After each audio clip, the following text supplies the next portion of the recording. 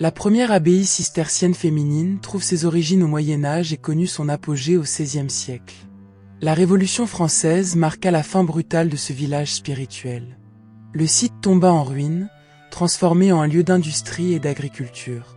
Aujourd'hui, Herkenrode renaît comme un lieu où le tourisme, le patrimoine culturel, la nature et la spiritualité s'harmonisent. En 1179, le comte Gérard van Loos perd sa guerre contre le prince-évêque de Liège. Il est contraint de déplacer son centre de pouvoir de Borglum à Kuringen, à la frontière de la principauté. À proximité de son nouveau château, il vend une parcelle de terrain à un frère avec pour mission d'ériger une abbaye comme cimetière pour lui et ses descendants. Son fils aîné et successeur Louis II de Looz se marie en 1203 avec Ada, âgée de 15 ans, comtesse de Hollande.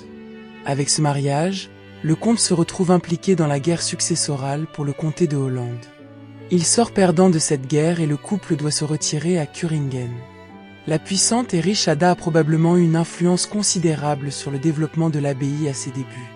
C'est sans doute elle qui a décidé de faire de l'abbaye une abbaye pour femmes. Au XIIIe siècle, les finances abbatiales sont au plus bas, mais le séjour de la béguine mystique Elisabeth Spalbeck permet à l'abbaye d'obtenir des reliques de Sainte Ursule, puis, plus tard, au XIVe siècle, le Saint-Sacrement miracle, une hostie sanglante. Ces reliques vont attirer un nombre considérable de pèlerins et de donateurs. Au tournant des XVe et XVIe siècles, l'abbaye connaît la renommée et la prospérité. Par contre, les XVIIe et XVIIIe siècles furent des siècles agités. Prospère d'abord, l'abbaye fut, après la Révolution française, vendue aux plus offrants. Les bâtiments et les œuvres d'art accumulées pendant 600 ans furent vendus à travers l'Europe. Des industries de textiles, une sucrerie ont été installées dans les lieux. Leurs faillites successives ont entraîné de graves manquements dans l'entretien des bâtiments dont certains furent même simplement rasés. En 1826, l'église gothique est détruite par un énorme incendie. À la fin du XIXe siècle, l'abbaye est devenue une entreprise agricole.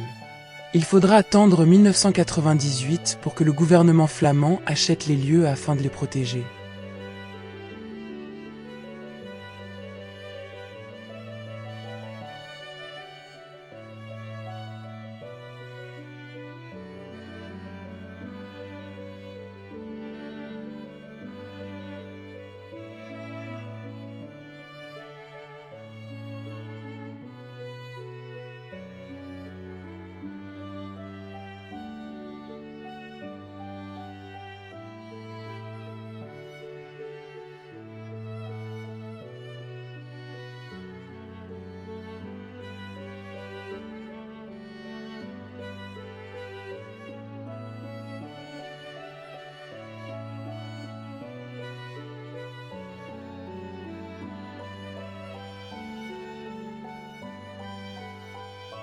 L'église gothique qui a brûlé en 1826 a aujourd'hui repris sa place parmi les bâtiments de l'abbaye grâce au projet Clausura mené par deux artistes belges, Geyss et Van Warenberg.